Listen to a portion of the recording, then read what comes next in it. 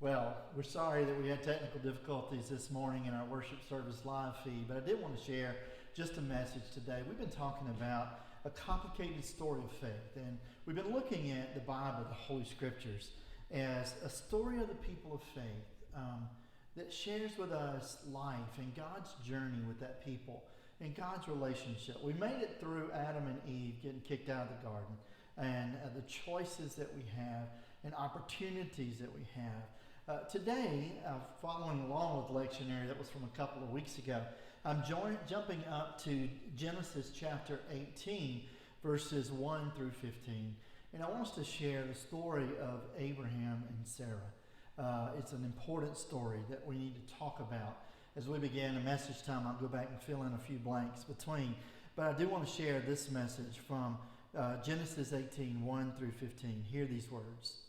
The Lord appeared to Abraham by the oaks of Mamre as he sat at the entrance of his tent in the heat of the day. He looked up and saw 3 men standing near him. When he saw them, he ran from the tent entrance to meet them and bowed down to the ground. He said, "My Lord, if I find favor with you, do not pass by your servant. Let a little water be brought and wash your feet and rest yourselves under the tree. Let me bring a little bread that you may refresh yourselves, and after that you may pass on, since you have come to your servant." So they said, "As you have said." And Abraham hastened into the tent to Sarah and said, "Make ready quickly 3 measures of choice flour, knead it and make cakes." Abraham ran to the herd and took a calf, tender and good, and gave it to the servant who hastened to prepare it. Then he took curds and milk and the calf that he had prepared and set it before them, and he stood by them under the tree while they ate. They said to him, "Where is your wife Sarah?" And he said, "There in the tent." Then one said, "I will surely return to you in due season, and your wife Sarah shall have a son."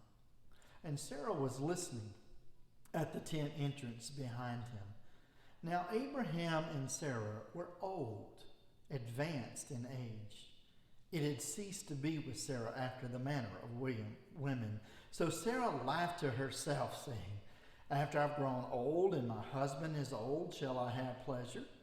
The Lord said to Abraham, "Why did Sarah laugh and say, 'Shall I indeed bear a child now that I am old?' Is anything too wonderful for the Lord?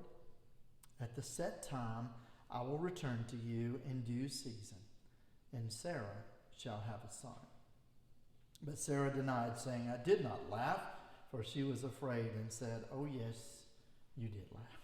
Well, may God add the blessing, God's blessing, to the reading, hearing, understanding, living out of his word. Well, it's been quite a journey. We've talked about how God has been in relationship with humans, that God created humans and literally breathed the breath of life into them and began relationship. But God gave human beings choice, and humankind took advantage of that choice. Last Sunday we talked about, and we actually heard sing a song called "You Ate the Apple," and we shared together in that. And so humankind, because of that, there's consequences for actions.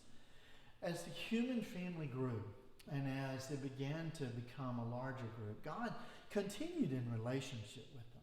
But God continued to allow humans choice. And so in between Genesis 3 and 4, all the way to 18, there's a lot that takes place. There are stories there that we need to know about and that we hear about. We live in a fallen world, a world because of our choices that's not as God intended.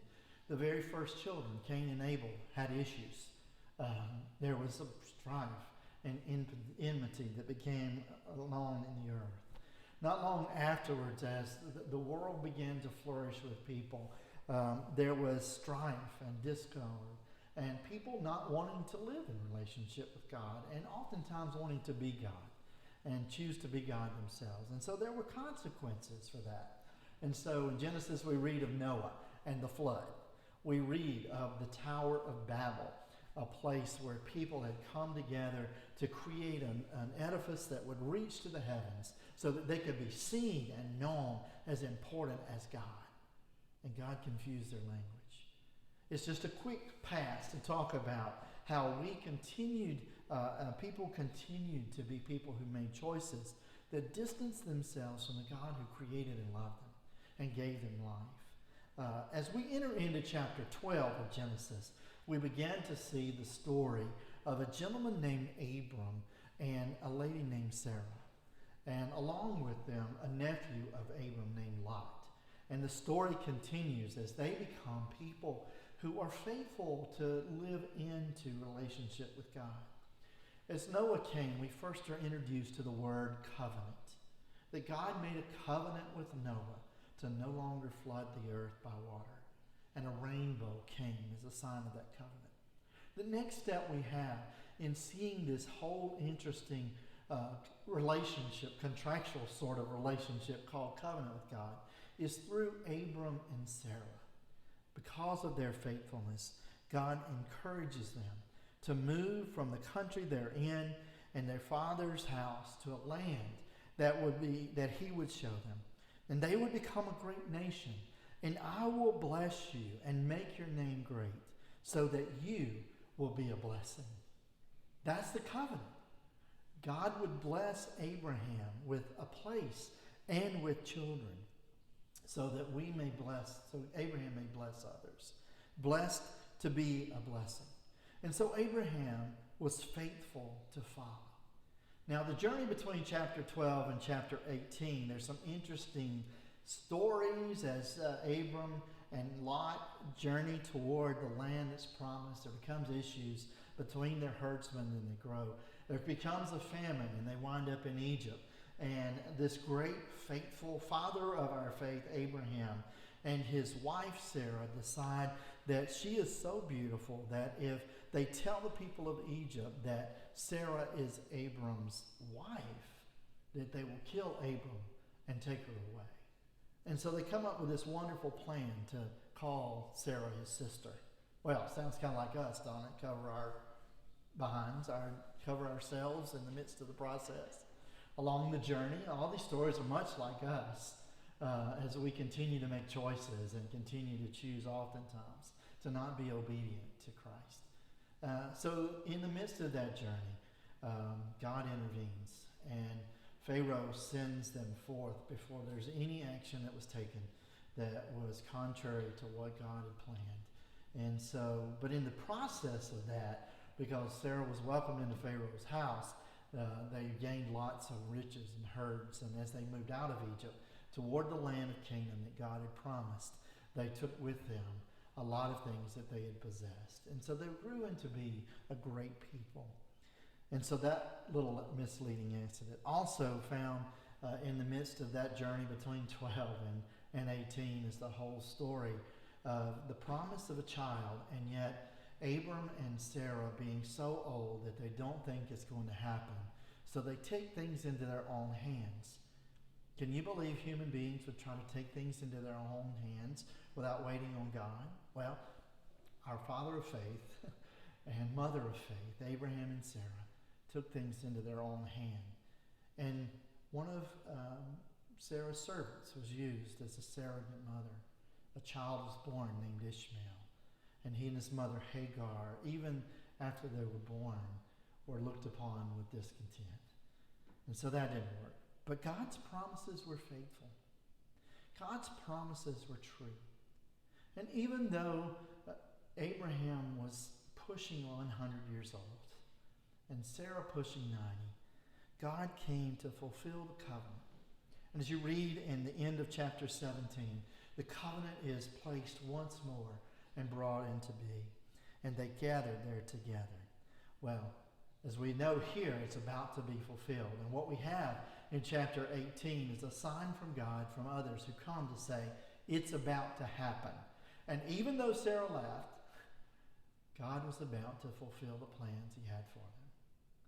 So I guess for me, our stories of Abram and Sarah is a couple of things. One, our blessing is the reason we are blessed in life is so that we can be a blessing to others.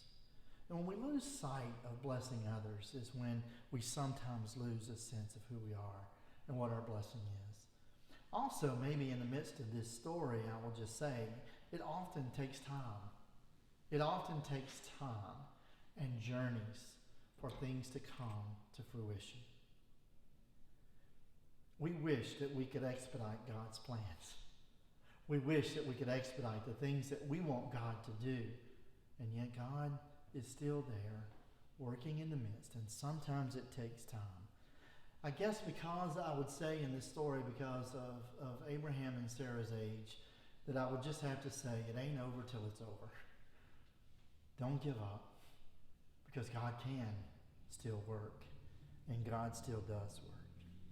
And God works in the midst of our mess to continue to offer life and continue to fulfill His purpose in us, even though oftentimes we choose to walk in a different direction.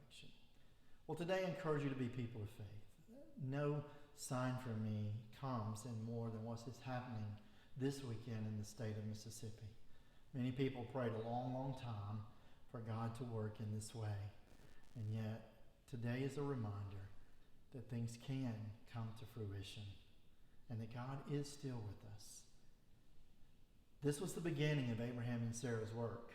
We'll read more about them next week. And so it's the beginning of our work as well. Be patient, have strength, and know that God is at work in our lives. Well, that's the word for this week. And may God bless you and strengthen you and offer you grace. Go in peace, and may the God of love and peace embrace you and go with you, even in the midst of your mess. Amen